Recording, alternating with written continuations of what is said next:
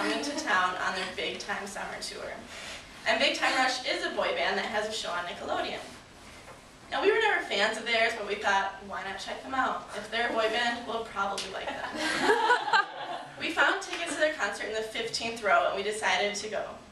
So my sister Lisa and I, and my mom, spent the next couple of weeks listening to both of their albums and watching their show to get us excited to see them. We were feeling pretty good about our effortless, stress-free concert-going experience thus far.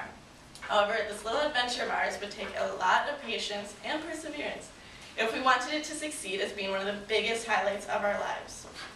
With 2 weeks left until the concert, we found out that the local radio station, KDWB, was giving away tickets to meet Big Time Rush.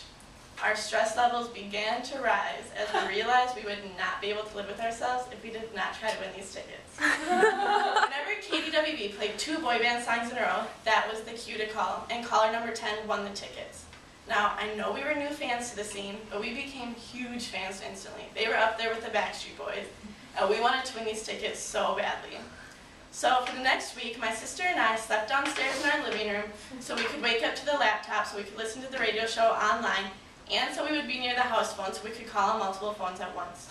We would set our alarm every morning at 6:30 a.m., just listening to the show for hours, just waiting to hear a song from NSYNC or One Direction.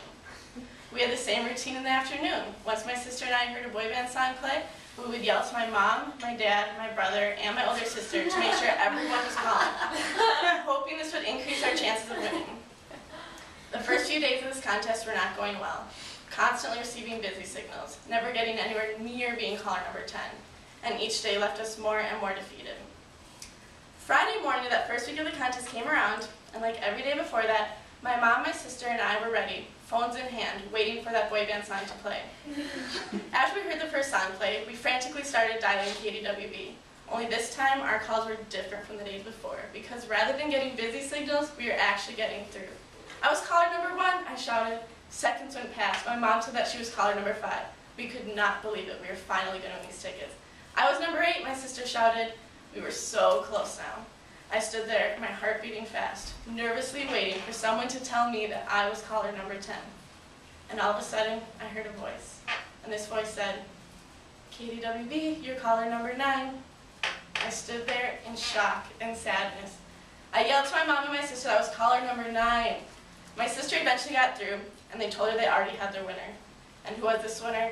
Just another mom winning for her 7-year-old daughter. We stood there. We stood there in silence on the verge of tears. Yes, we were 21. We had gotten so close. We could not believe it. That day, my sister and I were supposed to go to Valley Fair with some of our friends. We didn't want to go because we just wanted to lie around and be depressed over our own success. Of trying to meet Big Time Rush. My sister even threw up that day. Maybe it was the rides, but we like to think it was due to a broken heart. That's my voice, telling us that we were caller number 9. The weekend came around and we were able to take a break from our Big Time Rush madness because they weren't giving away tickets until Monday. Although we were upset about that Friday morning, we knew we had to keep trying. But what were the chances we would get that close again?